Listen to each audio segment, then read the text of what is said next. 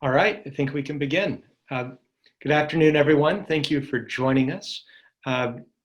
So we have clergy and parishioners from 3 different churches here to talk about managing in the moment and how we continue the work, the very important work of church governance in this time when we cannot be together. And I thought what we would do is begin by having people from each church introduce themselves, talk about your role at the church briefly, and then we will begin with a discussion about how we are managing in this moment. So first up on deck are the folks from St. Cross in Hermosa Beach, California. I'm muted. Hi, I'm Rachel, and I am the rector at St. Cross. I started there actually as an associate 15 years ago, and I've been the rector for over 10. Mary? Hi there. Okay. Hi there.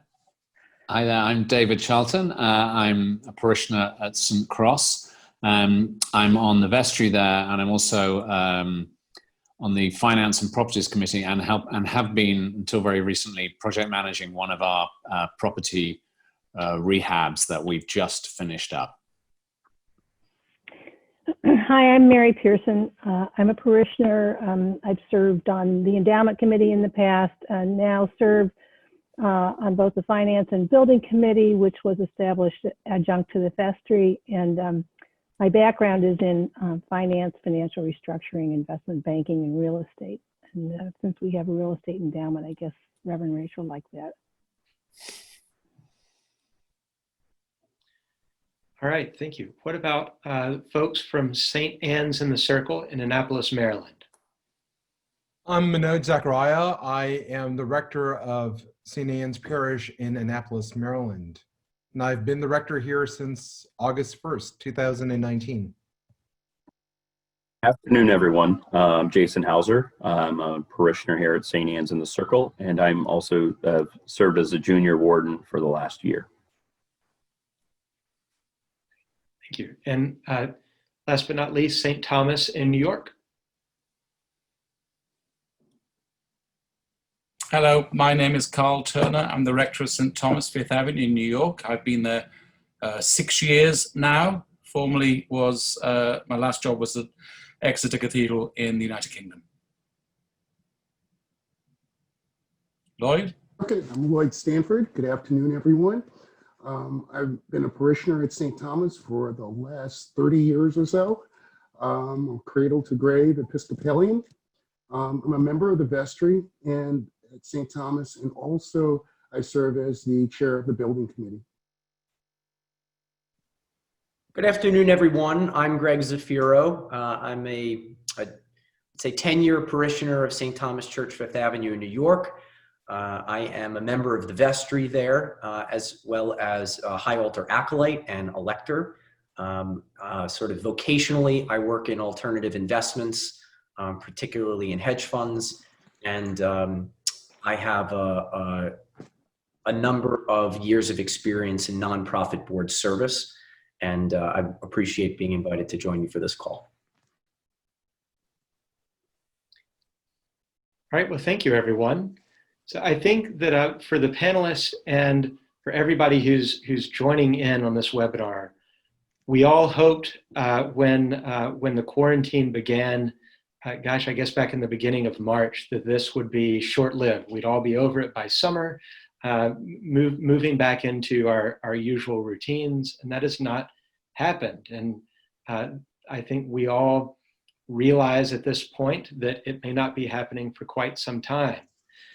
And as we kind of live into this season, I don't want to call it the new normal because I hope this never normalizes.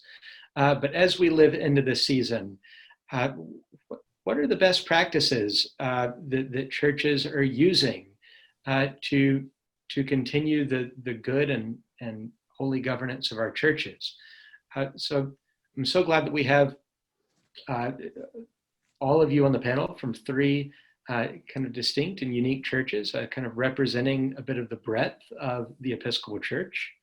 And while we're here, I'll begin talking about specific questions of governance. And the first half of our discussion today will be on governance, and the second half is really going to be on some of the more challenging aspects of ministry and really communication and how we do that these days.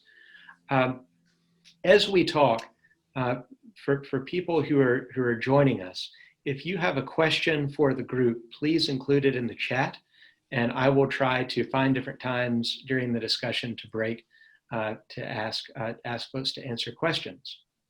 But right now, kind of thinking about governance, I'd like to ask each parish to share a 5-minute reflection on how your team has adjusted to governing the parish after the COVID-19 quarantine hit. Really to think about 3 different questions, and I can repeat these if you need me to. Thinking about governance, I think we've decided there are really 3 categories of decision making. The decisions that are essential enough that you've got to have a Zoom meeting to work out the details. The decisions that are so essential that you feel like they're important enough that they can really only be discussed in person. And then 3, the things that can just be tabled indefinitely. So how do you determine what fits into each category? And I think we'll just continue with the rotation we began with. So we'll start with St. Cross.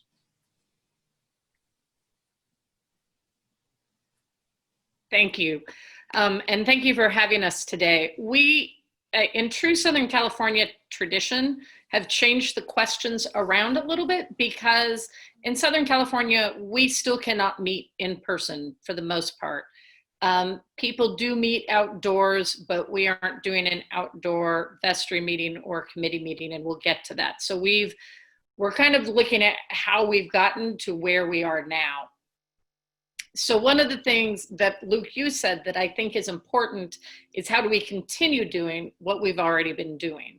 So when COVID hit, we had just begun to put some things in place, or we had already put some things in place with committees and governance that helped us. And one of which is, as Mary referenced, the majority of our endowment is in real estate. We're at the beach.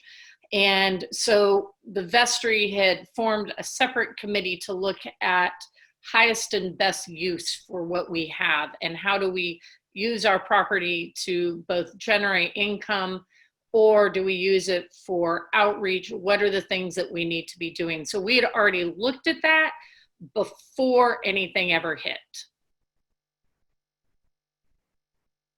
Mary and David, would you like to continue? Sure, I'll throw some things in. I think one of the things that has helped us manage through this process, clearly David's going to be able to speak to the great initiatives that the vestry have established with respect to communicating to our parish community on a very transparent basis. But we've also taken a bit of a divide and conquer approach, and also we document quite a bit. So in working together on various projects where we normally would meet in person and have an hour-and-a-half meeting in Reverend Rachel's office on a Monday night, now we have to communicate via email or phone. And so what we've created is various roles amongst both the vestry members and the committee members to tackle various projects. For example, our treasurer would normally work with Reverend Rachel at this point in time to work on our annual budget. But indeed, our annual budget can't really operate under the same set of assumptions that we did last year. And so we had another colleague who's been on the endowment committee, among other things, step up, and he took a first swipe with Reverend Rachel. And now we have our treasurer who's trying to salvage a family business and run a bank division. So that's been a very helpful thing for us, is to identify what talent and treasure we have in the congregation to assist where we normally might be able to meet in person, to assist in doing a first draft, if you will, and then circulating. Yeah, so maybe the only thing I'd add perhaps is just sort of from a nuts and bolts perspective, we continued with the vestry meetings pretty much to their normal schedule. We didn't change those. They all moved fairly simply across to Zoom. And so that has been a relatively speaking, easy transition. So the vestry has continued in its normal pattern, I think. And Rachel, correct me if I'm wrong there, but I think that's pretty much where we've been. And then in some cases, I think one of the things we have had to do to adjust, which is sort of your question, was we did previously have, for instance, we had a properties committee that was separate from the finance committee. But as Mary just explained, as COVID hit and there's budget questions and how are we going to manage our way through this, the getting a small group together from a finance perspective became very important. But so much of our endowment is related to property. Rachel effectively made a good decision, which was to bring those two groups together and make them one, and to still keep them relatively small, so change the membership a little bit so that we had the right people, because finance and property at this time are so intertwined for us as we look forward to our budget. But those meetings are very much on Zoom. So I think any major decision where you need a small group, that is what we're doing, is we're meeting on Zoom. And then to Mary's point, some of the more detailed 1 or 2 people conversations that are beneath that happen on the phone and then come back to, and that's, I think, a really important point, is there's a fair amount of divide and conquer. I was left to project manage one of our big rehab projects, but there's a lot of reporting back, and there's some important documentation and support structures that we've put in place that have really enabled us to divide and conquer while still having the controls that are obviously very important. And one other thing I might add is that Reverend Rachel had the vision to make sure she had her senior warden and David, also a member of the vestry, and also her treasurer. Luckily, they're all very savvy. They are part of these committees. And what's helpful about that is that they understand vestry speak and how we need to position and present things to the vestry so that they can absorb them and come to the decision that we desire as a best, highest use for our parish. Thank you. All right, so what about the folks from St. Anne's in the Circle? Good afternoon at the outset. So along with the normal fiduciary and canonical responsibilities that vestry has, I think we gathered around a 4-point sort of agenda for our governance structure. One is cultivating the relationships that are so necessary internally among members of the vestry, but also as with staff and parishioners. It was all about equipping. So we have the R for relationship building, E for equipping, providing the basic infrastructure that we need in order to continue on in our liturgical and our theological formation. 3, for a parish that was founded in 1692, we've been pretty adaptive. To go from no live streaming to live streaming as of March the 8th is pretty remarkable. And just being adaptive enough and flexible enough to guide the parish along in the machinations around that has been interesting from a governance perspective, because that involves investment, it involves division of responsibility, it involves supervision. So it's been amazing to see that. And so all of those things have been, for the purpose of giving life to the parish, because life did not come to a standstill for any of us. The parish continues to give life. So life has taken a different dimension. But right now, the church is called to be a little bit more active in the way we present incarnationally what we hold to be near and dear to the heart. In that, I'm so blessed with the fact that our vestry has taken significant leadership, and Jason will probably address this, in developing a building plan so that we could reopen not only the parish, but also the day school. Mm-hmm. Jason. Yeah, exactly as Manoj sort of laid out. I think through his wonderful leadership through this process with the staff and communicating to our parishioners. I think at the outset, we were able to we've delineated both the reactive and the proactive steps that we could take. I think that is the dividing line about how we engage in our Zoom meetings as an executive committee, or sort of the proactive decision making that we need within the vestry itself. I think the one item that I think was a success, both from planning within the church for our response at the outset in March or April, is we actually did bring together around those 4 pillars that Manoj mentioned. We built a response plan. That response plan both leveraged the expertise of our committees and our staff, but also with such a diverse community as St. Anne's has, we were able to provide a lot of that input into that plan, which has sort of given us that roadmap. And that has given us a foundation of sort of process and decision making. But it's also been a great communication tool in validating to parishioners that we would continue on and sustain in our activities, both in our groups and our services and et cetera. And I think that provided a great deal of confidence. I think the last thing that I would share would be, as I mentioned, the reactive versus proactive activities as a vestry. It's really made us, and I think challenged us, to look over the horizon of what we're going to need to prepare for in the months ahead, where we may be able to react or make decisions in a more slower pace, that we now need to be ahead of the points of where we may have some needs down the road. And I think that's really allowed our vestry and our executive committee to mature in its decision making. I think that was apparent a few months out heading into reopening our preschool. We both took that as kind of a real test to our planning, but it also provided the ability to say, we are in this quarantine state, where some other like facilities or maintenance that we would like to do to our parish hall or our church, where can we take those opportunities now, while we're not in the space. And I think that we've been able to really maximize even those opportunities. Is kind of a small blessing in all of this. But I would really just flag that, we've tried to be proactive, and I think touching and communicating holistically to our parishioners and all of our committees and through our vestry has been a pretty good success story. Thank you. And St. Thomas.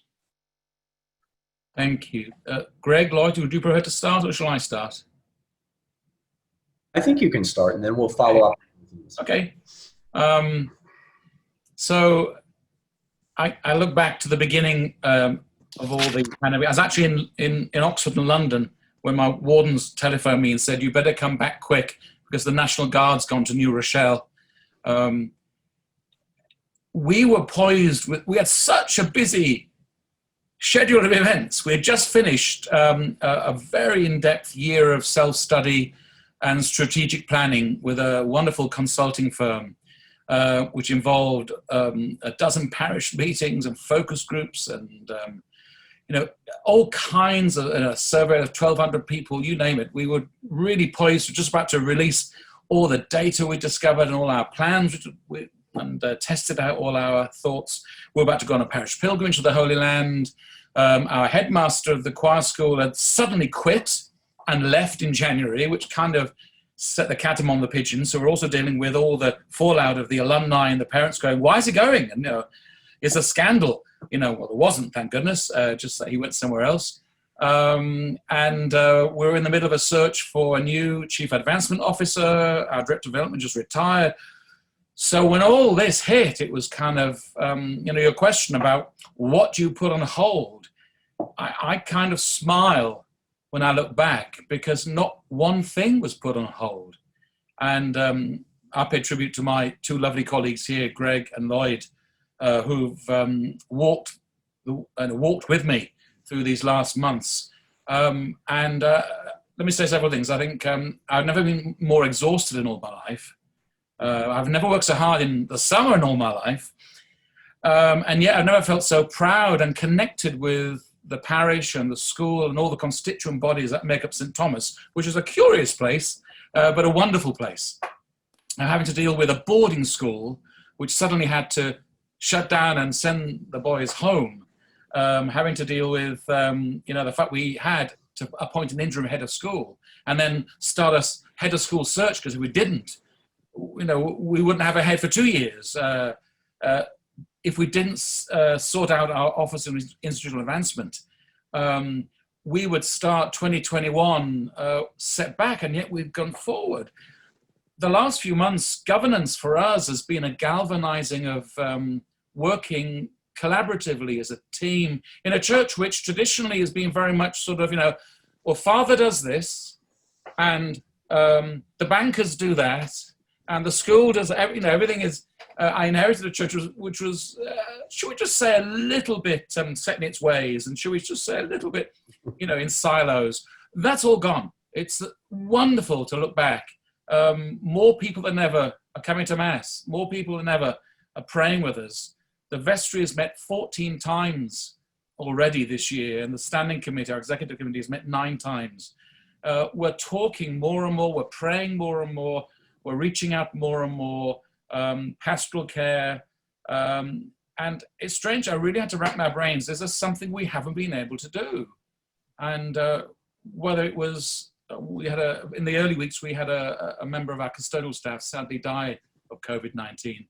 And that was a horrible moment because everything was shut down in New York and we were the epicenter, and the funeral home held an iPhone over his casket so that the clergy could at least say the prayers. And I'll go from that to some of the most wonderful online teaching that the faculty were doing for our choristers. And now the fact that the choristers, we've decamped the whole school up to a camp in Connecticut for 7 weeks. So all kinds of things. I'm going to stop there because there's loads I could tell you. But the main thing I want to say is that it's kind of brought us together, made us realize that governance is more authentic and more appropriate when it is truly collaborative. And I guess I'll pick up from there. Is again reminding that New York truly was the epicenter, and largely New York is still shut down. Professionally, I work for a large physicians group, and our offices are on Madison Avenue. And Madison Avenue on a Tuesday afternoon today looks quieter than it would look on a Sunday 8 months ago. I think we've been really, truly blessed as a church community to have the people that we have working with us. And we have done an enormous amount this year, certainly as much as we've done in past years, despite COVID, despite the challenge of doing meetings via Zoom rather than in person.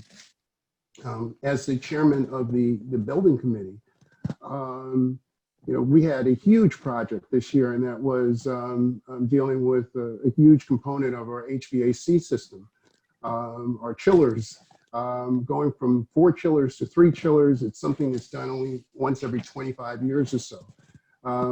But we had regular meetings, weekly meetings, and we brought in people that normally you wouldn't have, people that work with their hands that are not generally technical people that aren't on computers. We did meetings every week, and we were doing our planning and everything via Zoom. A year ago, none of us even knew what Zoom was. But we've completed that project, and we are working on a number of other projects. I think what it is that when challenged, people find a way. And we certainly did find our way through many of our challenges, and we're continuing to excel. I could add a few things for the panelists to consider as well as the attendees. Number one is when we're thinking about governance in the context of crisis, it is so important to rely on the skill set of the people in your ecosystem. So the biggest piece of advice that I could either give you or at least that we missed is that the right people have to be in the right seat at these times. So when you're thinking about the composition of your vestry, when you're thinking about the composition of your committees, keep that at the forefront of your mind, because this is just one of many crises that the church has faced. And I promise it will, it's one of many more to come. But that's sort of point number one, is you must have the right people in the right seats when adverse situations like this occur. In terms of St. Thomas and the governance structure, generally speaking, it's a small vestry. It's 12 people. Obviously, there's a governance structure by committee as well. But when you think about what was done in a very short period of time, number one is the communication strategy that was implemented not only amongst the leadership team, but also between the parish increased. So the doors were closed, but the communication strategy enabled us to communicate executive decisions out to the parish fairly frequently. So that's number one. Communication. Lloyd alluded to increased frequency of meetings. Very important. I think it's impersonal to some degree that we're doing this all over Zoom, but it enabled us in terms of a blessing to do it more frequently, which allowed for decisions to happen more quickly at this critical moment.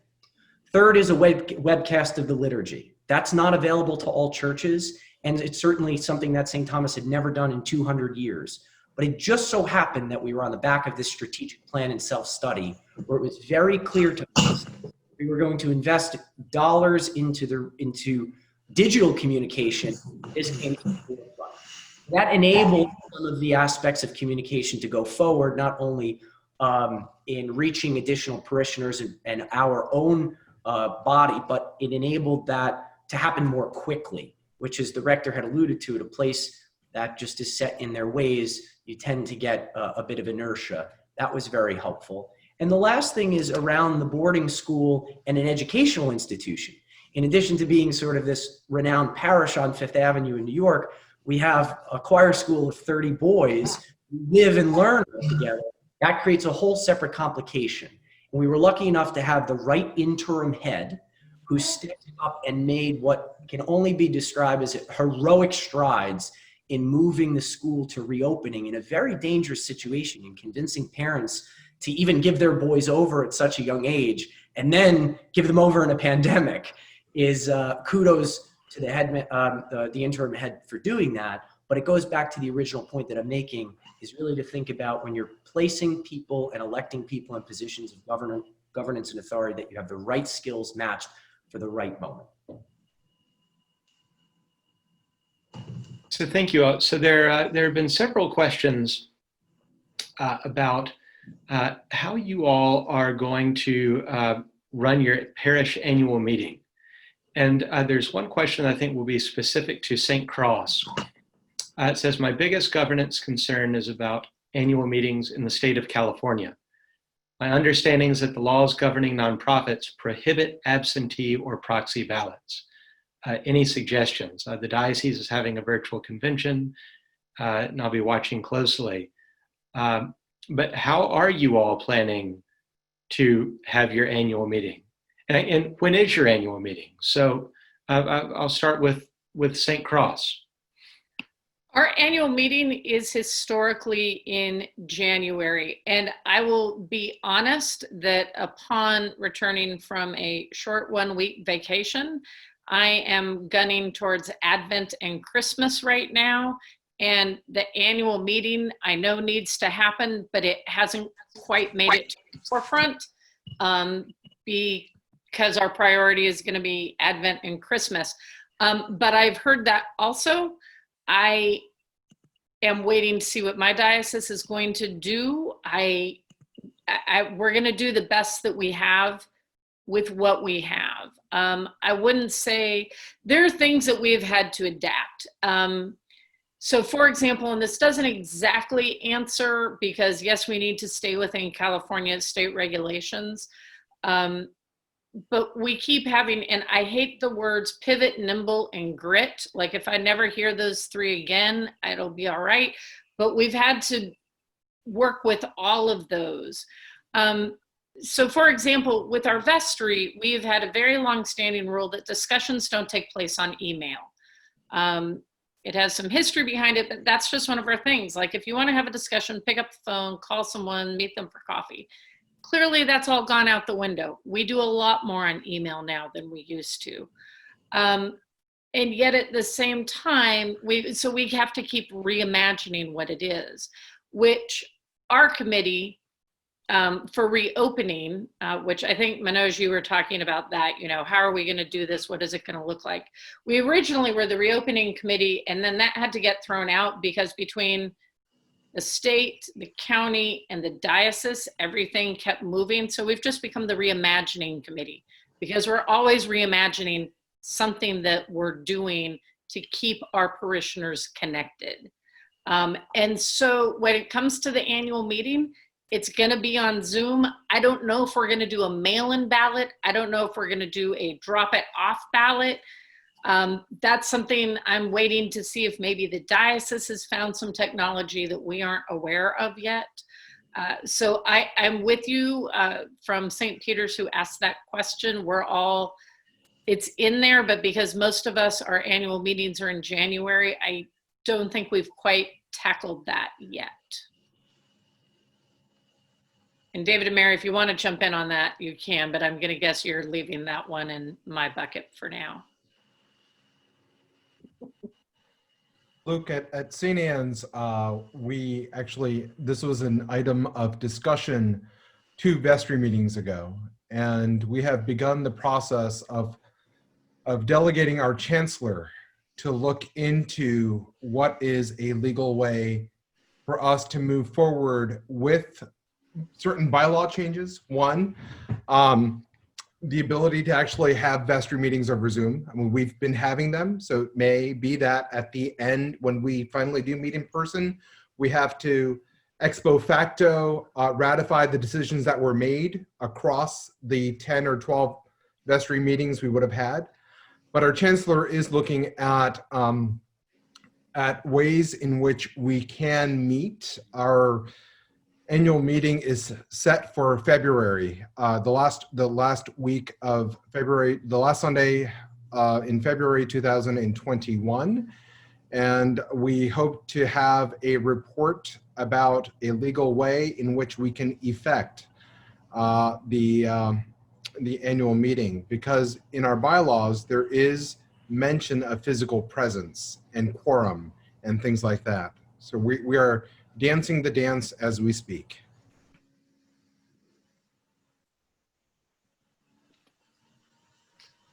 What about St. Thomas? Well, we don't have an annual meeting because we're St. Thomas Fifth Avenue. In the Diocese of New York, we're not required to have an annual meeting. And the religious law in the state of New York does not require us to have an annual meeting. We are required by our bylaws to have an election, but we can hold it, as we always have done, by postal vote. People can come in at a certain time and put a vote in. That being said, we did have quite a few meetings, we did have a few parish meetings last year. So I'm afraid it's a moot point for us. We're not planning to have one. We'd like to have some meetings to talk about our strategic plan, and we shall have our annual election, which again is generally, most of the big churches in New York hold uncontested elections. So each church normally has a nominating committee that puts up a slate of basically, these are the people we want. And we still have an election, but so it's a curious way of doing things. But I think I'm more interested at the moment in having a meeting to talk about moving the strategic plan forward than meeting the bylaws. But yeah, we don't have to have one. Well, thank you all. So, one big takeaway that I have from everything you've said so far in terms of governance is that there's really nothing that you were already doing that, at least in terms of governance work, that this quarantine has held you back from. I mean, it seems like everybody has been carrying on with the decisions, even if the decisions are being made on Zoom rather than in person, which I think is extraordinary. But my follow-up question would be for the clergy, kind of going beyond governance. thinking about ministry. I mean, right now, with so many challenges in our country and in our culture, you know, the church is an incarnational body, right? Presence really matters. And I think all the clergy here can agree that there are plenty of conversations that are much better had in person than over an email. Like Rachel, I love the idea that you cannot make any decisions over email. That's wonderful. But for the clergy here, are there things that you really want to talk to your congregation about right now that you are waiting to do until you're back in person? So Rachel, I'll begin with you.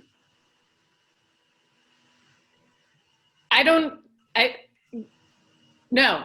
At this point, if I need to say it, if I want to say it, it is either going to go out in a letter to the parish, or it's going to get preached in a sermon, or it's going to be in the announcements that come at the end of the service. I mean, when we went into lockdown, it was one thing to say we're going into lockdown, okay, quarantine, maybe this will be over here or there. It's a whole other thing when our cities erupt in around social justice flashpoints, important points, things that we should be addressing as a church anyway, and maybe we do, maybe we don't, depending. So, you know, yes, would I have rather, I said at the beginning of a sermon in which we discussed needing to discuss anti-racism, which, you know, for some people was challenging and not what they wanted to hear. I opened my sermon by saying, I wish I was with you. If I was here, I would be in the aisle, not preaching in the pulpit, but in the aisle so that we could be together as we begin to think about this. But we can't. So I found that I've gone with what I needed to do. And so messaging, I think, you know, it keeps coming back to communication, whether it's our strategic plan, whether it's opening schools, whether it's how we're going to do liturgy on Zoom versus webcast. What does that look like? It all comes down to how we're communicating that to keep the relationship strong within our communities. You know, my church, as liturgical as St. Thomas is, my church is all about the fellowship. And so it has been conversation after conversation about bringing people in, finding places where, you know, as Greg says, where the right person is in the right chair at the right time, and who have we overlooked and who do we need to bring in. But at the same time, it's also been communicating importantly. In fact, David, our junior warden, said to me early on, I had an early letter to the parish, and he said, this has your voice and we need more of this right now. So that was something we used early on. It's not something we do as much now, but we put them out as needed because that's just another form of communication. So I'm sorry, I've gone on plenty here, but I think there's nothing I can't communicate. There are things I'd rather discuss in person, like personnel decisions, things like that. But you find ways to do that. Or as Mary said, my working with another parishioner on how we want to restructure our budget this year. Sure, we did that from 10 feet across from each other in my backyard because it's Southern California and we can do that. It was great. But for the most part, it is about how do we figure out ways to stay connected, whether it's the phone tree that I know you all have put together, whether it's letters, whether it's what you say in your weekly webcast. We also do Compline every night. Every night we are on Facebook, Compline at 6:45 for chitter chatter and 7 p.m. for prayer. And that's been vital to us. We would never do that before. But again, it's been a way that we can pray together, that we can be present to each other, and that we learn the pastoral needs of our parish, which may not be governance, but if you aren't doing pastoral, you really don't have anything to govern. Manoj, what about you? You know, being the newly installed rector, as a clergy person, there is always the old adage is having change in your pocket and having the capital in your pocket and when you need to make or say controversial things, handing out that change and replenishing it as needed. I don't think that on ostensibly on the philosophical matters of racial or economic or socio-political justice, I don't think there has been anything that I could not say. At the same time, being in a parish that precedes the founding of our nation, we have had the good, the bad, and the ugly. Given our proximity to the State House, given our role in the state of Maryland. So there are certain deep dive issues entrenched in social justice that I could not have, I have not been able to have that deep conversation about because it necessitates a deeper pastoral sensibility that happens only incarnationally. When people can read my body language, when I can read their body language, and given the fact that I am brand new, basically, I haven't developed that change in my pocket to expend.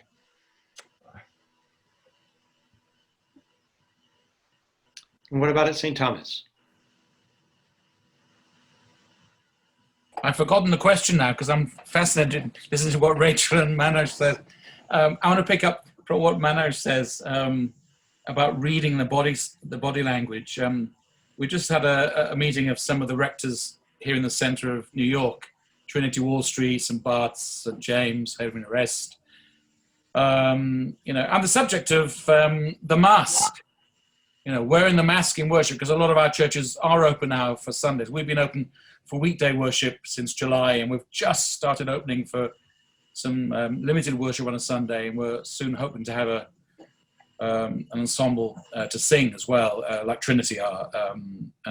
Greg, I have to just correct you. We've been webcasting audio for many years. You said we hadn't done any webcasting yet in 200 years, but we've been doing a lot of video webcasting now. The mask was a curious thing because my son-in-law is profoundly deaf, and Bishop Mary, our assistant bishop, is also profoundly deaf. And I've realized that I also rely on lip reading. My wife's been saying to me a long time, she said, "Do you need your hearing tested?" But I've talked to so many parishioners who have actually valued the Zoom experience because they can actually see the facial expressions. And now we've started wearing masks in church and being really careful. People are actually finding that rather hard. We've reopened a way that people can come and talk to a priest face to face, except it's mask to mask. And it's sort of very socially distant, and the spray of disinfectant is there, which is a kind of strange irony in a confessional. But, I think there's been a lot of heartfelt discussions in my parish. I've talked to some of my long-standing parishioners more than I've ever done in 6 years. Like Rachel and Manoj, there's nothing I feel. In fact, St. Thomas is a curious place because it's such a diverse place. People think it's very sort of monochrome and stereotyped. It's not. But it does mean that we have a large congregation of very, very, very strongly held political and ecclesiastical views. And, my role as a pastor is as much trying to get people to play nicely together as it is to minister to them. So, this is our latest project. Bishop Dici is getting the whole diocese to read Kendi's book. We've started our book class, and immediately this week I've had debates with some of my gay men in the congregation who don't like the fact he talks about queer theory, because they're of a certain generation of gay and lesbians who object to that word. So we've had some fantastic and fabulous discussions, and who'd have thought that would be done at St. Thomas Fifth Avenue? But it's happening very naturally, I think. I hate to say this because I've actually experienced, staff die, parishioners die, It's affected my family. I've not seen my grandchildren since last December, and I won't see them again till next year, blah, blah, blah. But strangely though, it's also been a blessing to us. It's kind of almost, of biblical proportions. Something is happening in our community and at St. Thomas, and Black Lives Matter protests are regularly going up and down Fifth Avenue. Because Trump Tower, you see, is just 3 blocks from my church. So, we have, you're dealing with fires, Rachel. I have different kinds of fires we deal with. I don't know whether Lloyd or Greg want to, I know you said to the clergy, but I've got some wonderful lay pastors in my church who've really been rising up to the challenge of reaching out. And it's not just the development office, people, on telephone trees, talking to parishioners, every week. Lloyd or Greg, do you want to add anything? And the only thing I think you could add, Carl, would be, the tremendous numbers that we're seeing in the virtual community. People that are now tuning in on Sundays to be part of the service, to worship virtually. The numbers are many times what we have, on a typical Sunday. So people are reaching out, and we are there to provide service in a different way, a new way. It's certainly opened up not just an opportunity, but a challenge to us as to, I think at the main Mass on Easter Day, there were 12,000 people. We might get, maybe 3,000 or 4,000 over the Easter weekend, but not 12,000. And on an ordinary Sunday in July, without even a choir, because we're famous for the choir, to have 1,250 people there, it's bizarre. I'm lucky to get 300 on a Sunday in July. So it comes with a responsibility too. Once you make these connections and you start to get to know these people, how can they belong, and how do you pastor them? And I think this is something which is an opportunity, but it's also a challenge. I don't know what Rachel and Manoj think. How you're going to change your pastoring, this is going to be like this for another 6 months yet, isn't it?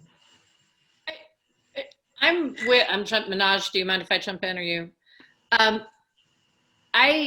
Pastoring, I think, absolutely changed the second this happened. And I think 2 different things happened. One of which is with the advent of the old-fashioned phone tree, parishioners started connecting with each other that never, ever, ever would have talked to each other. I had people who would send me notes and say, I'm so glad that I get to call so-and-so. I love my weekly phone call with her, which is amazing.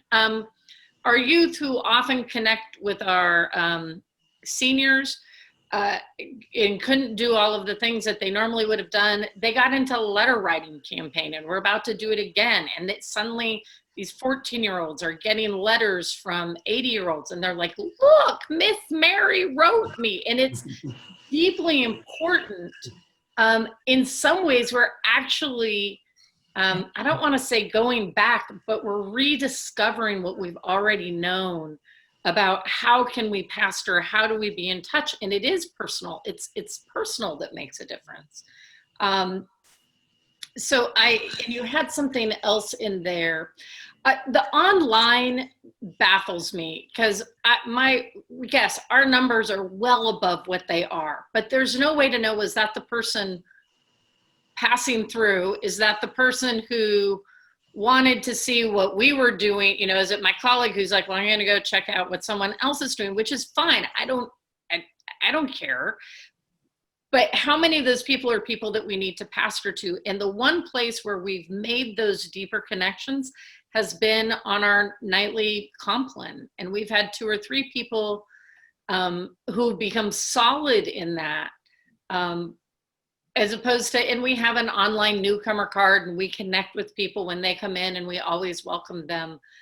But for pastoral care, it's been where we truly can have a personal connect rather than a webcast.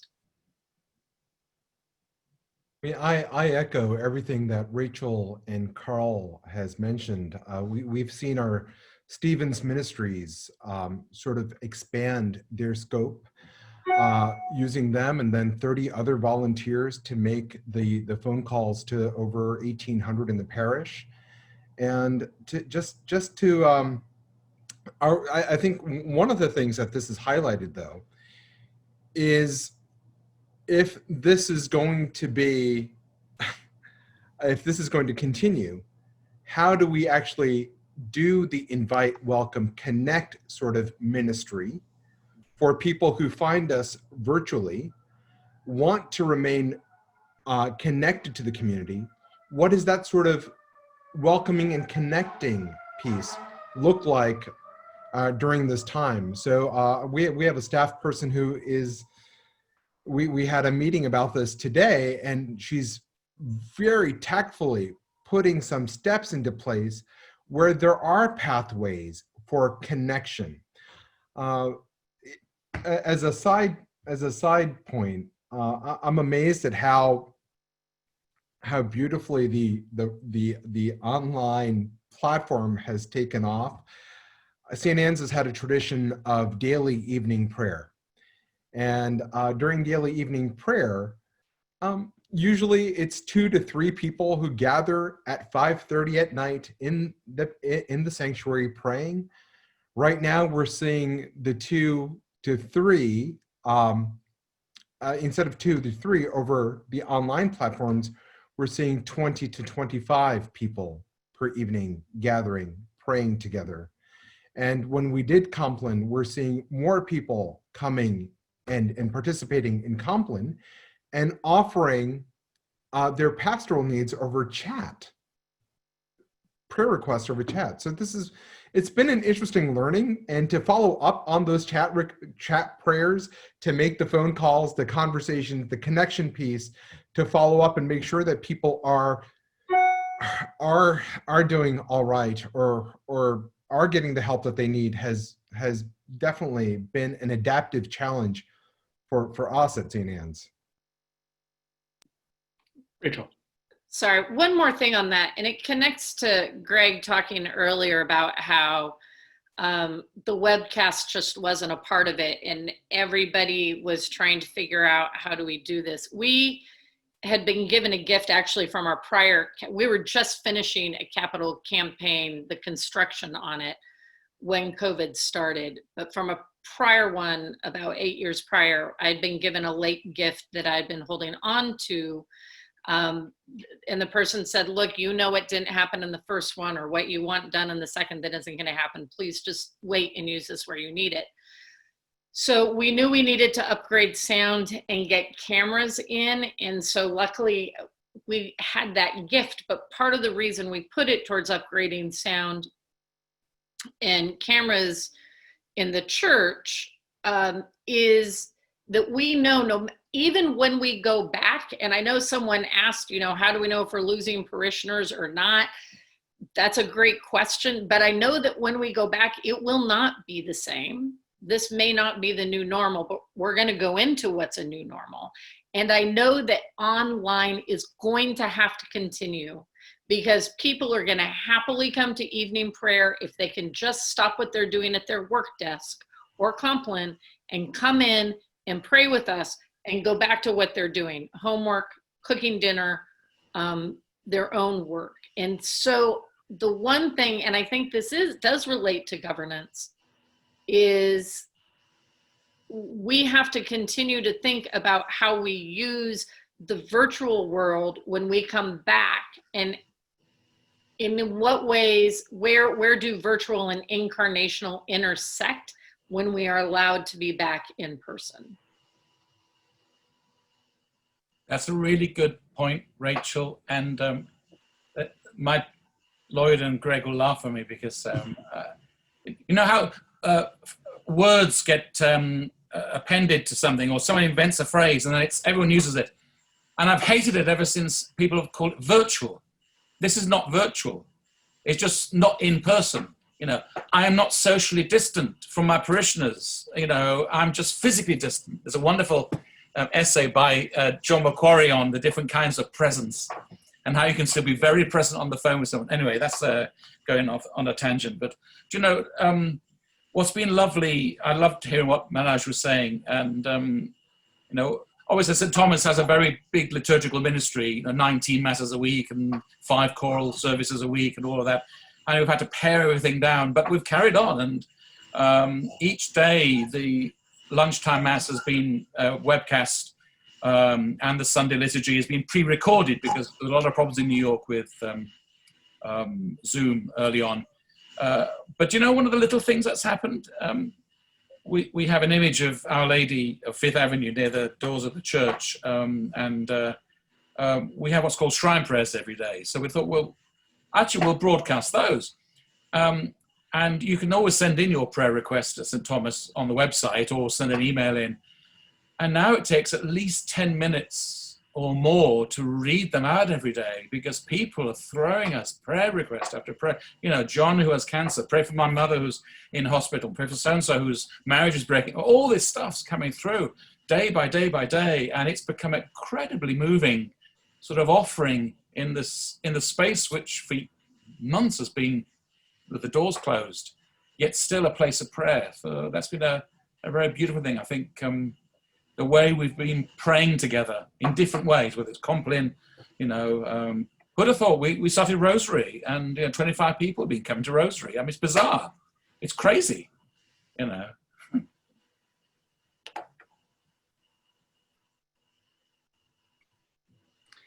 Well, thank you all. So there's one question that came in, and Rachel addressed it, but I wonder if anybody else wants to address it as well. The question is, I wonder if you think you are losing parishioners during all of this, and if so, how do you know?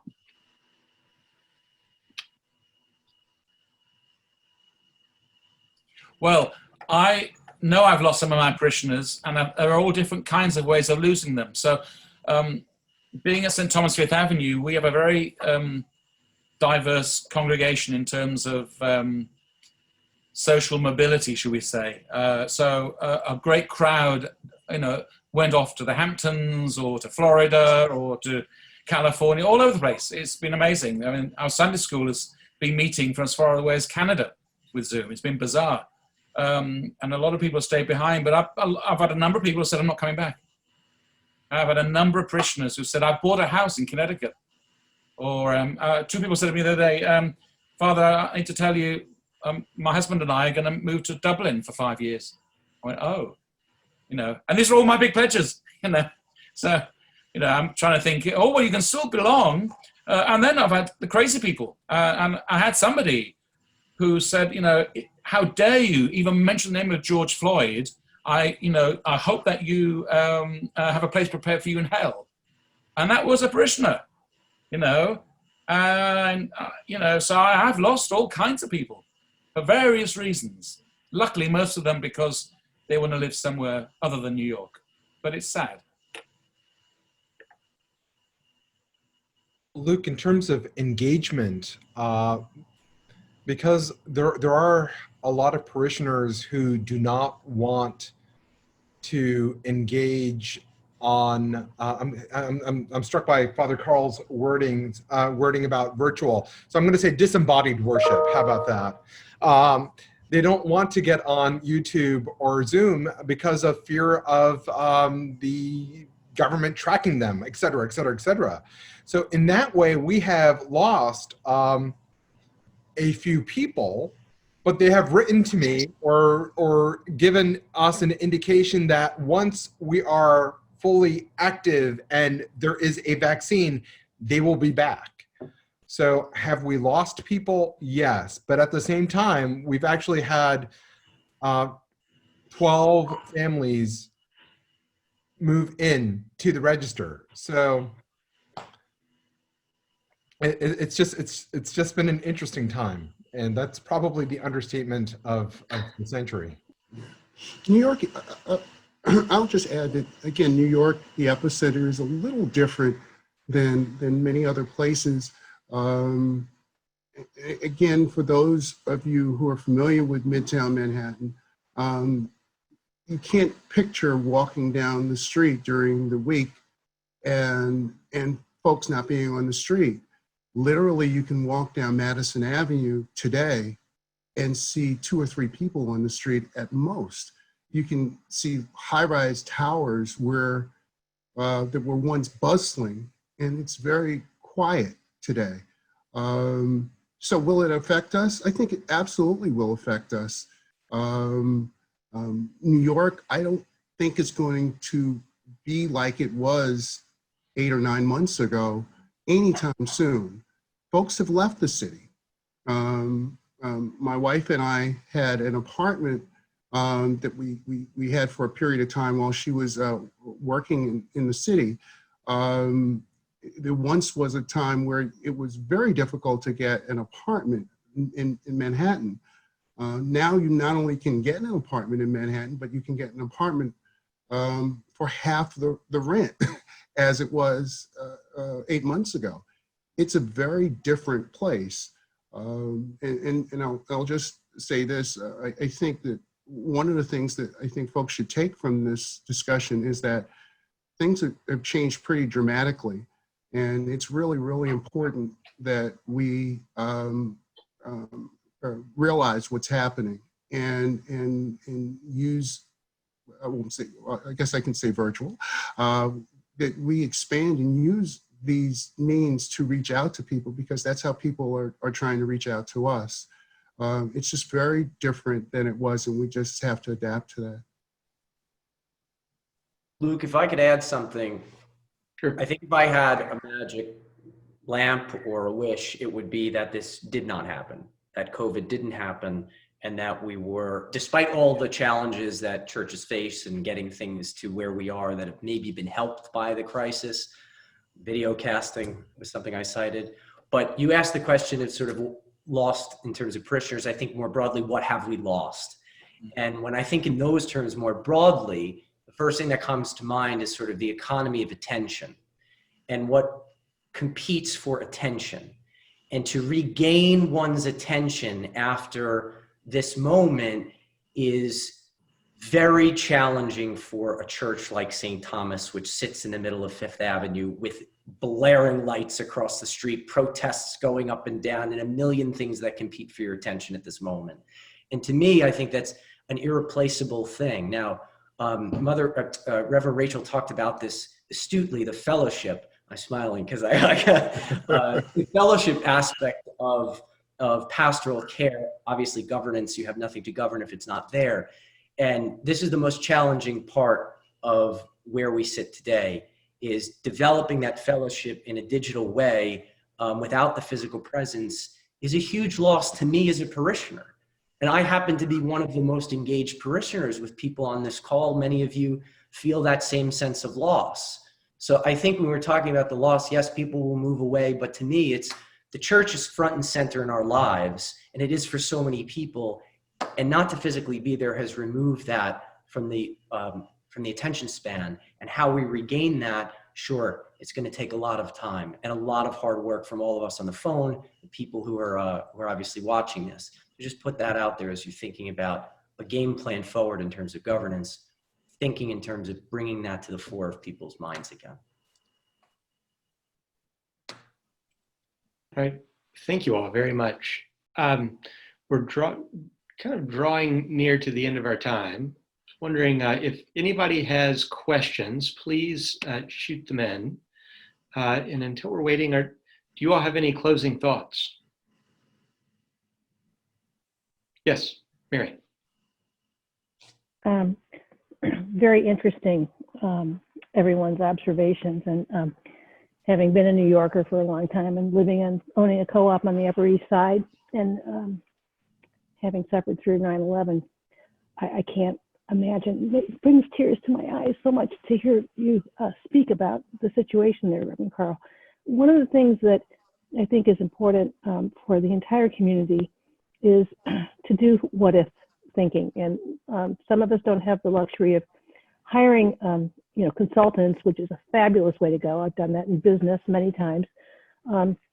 But instead of looking just at next year's budget, we really need, and I saw someone put up a comment about strategic planning. Yes, strategic planning is such a critical tool for all of us at this point in time.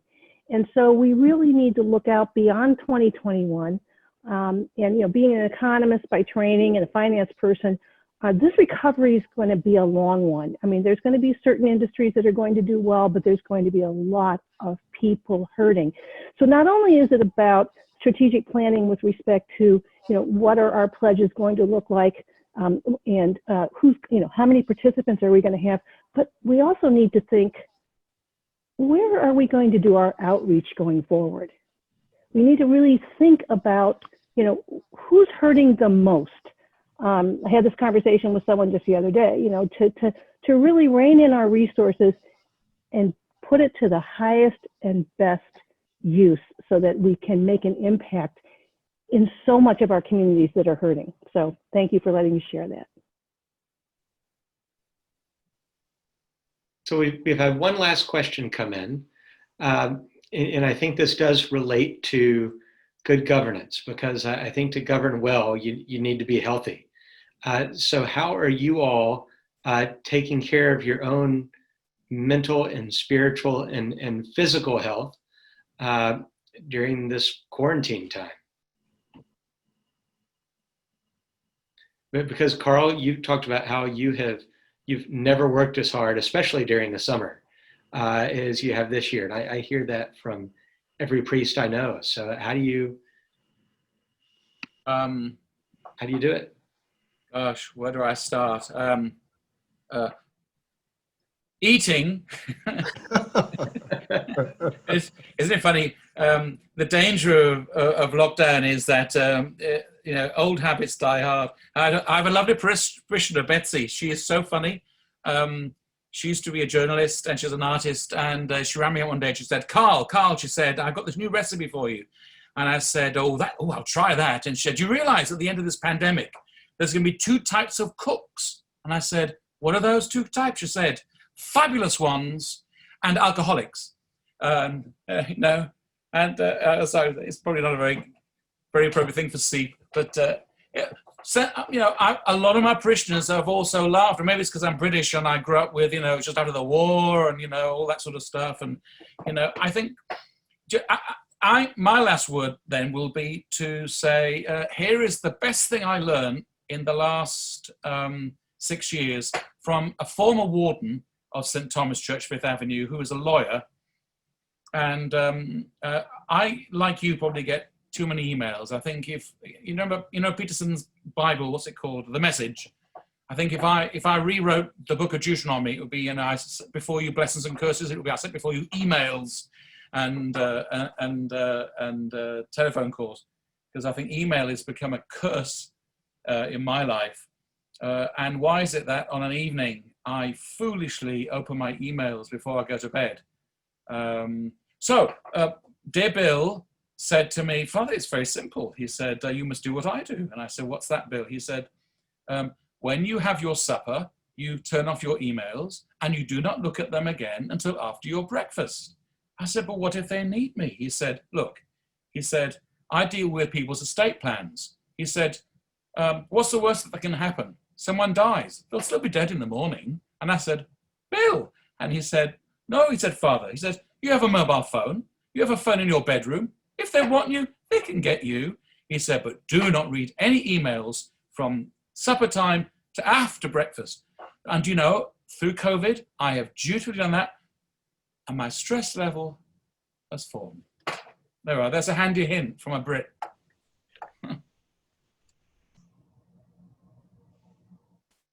Staying healthy. I'll jump in. Anybody else?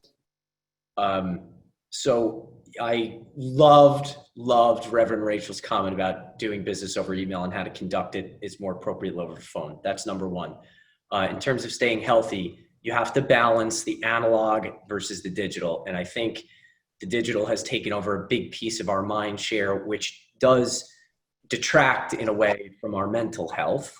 Physically, there's a lot that we can do. That's pretty obvious. Just get up and go out. Even during a pandemic, sort of walk the block became a thing in my neighborhood.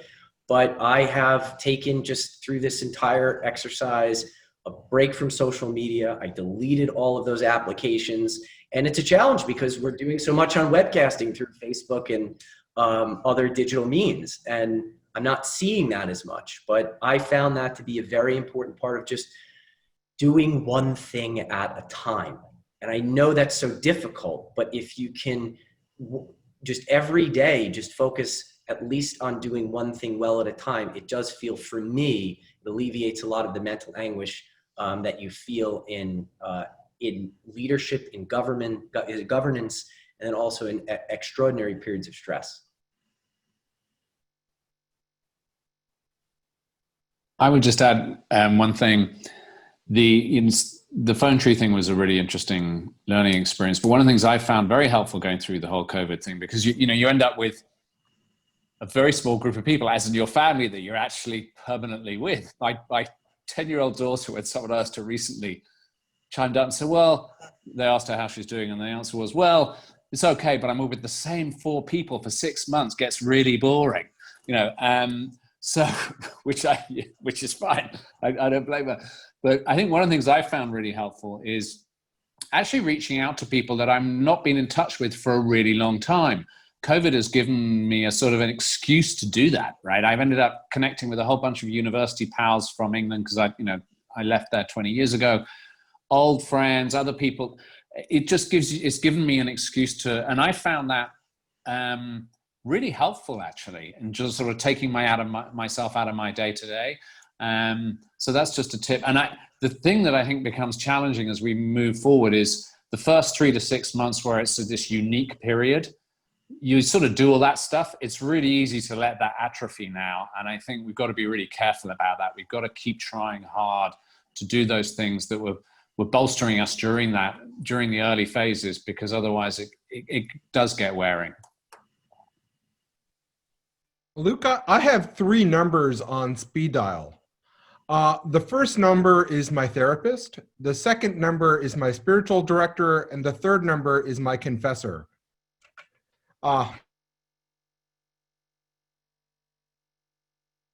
That's a good I'm not community. going to ask which one you dial the most.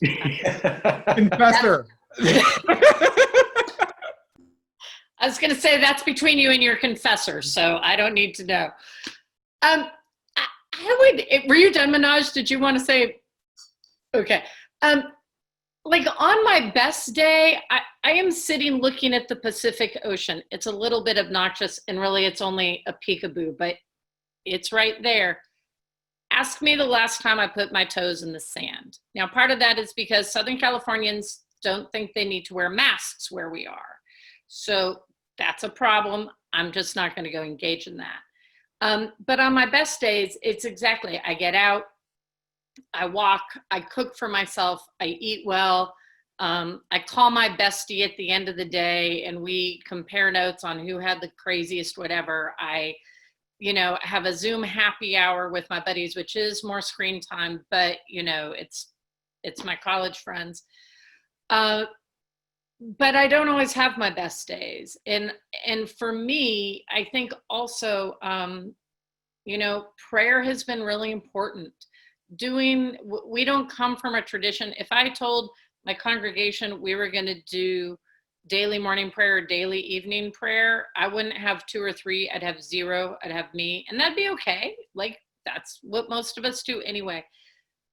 Doing Compline with my people, and what's interesting is my sweetie actually has gotten into it. And if I'm not on for Compline that night, I try not to micromanage. So I don't want to go on and overshadow whoever's doing it that night. I just let them do their thing.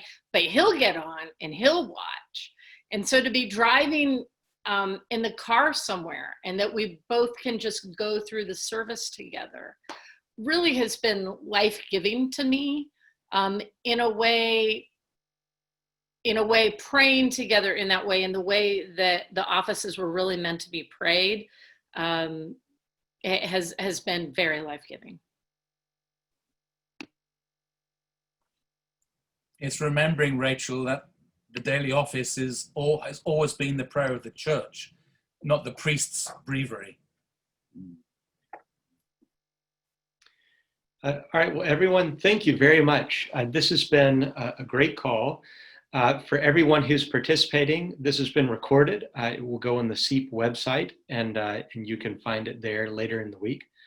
But it's been a delight to be with you. Thank you for your time and for a really uplifting conversation.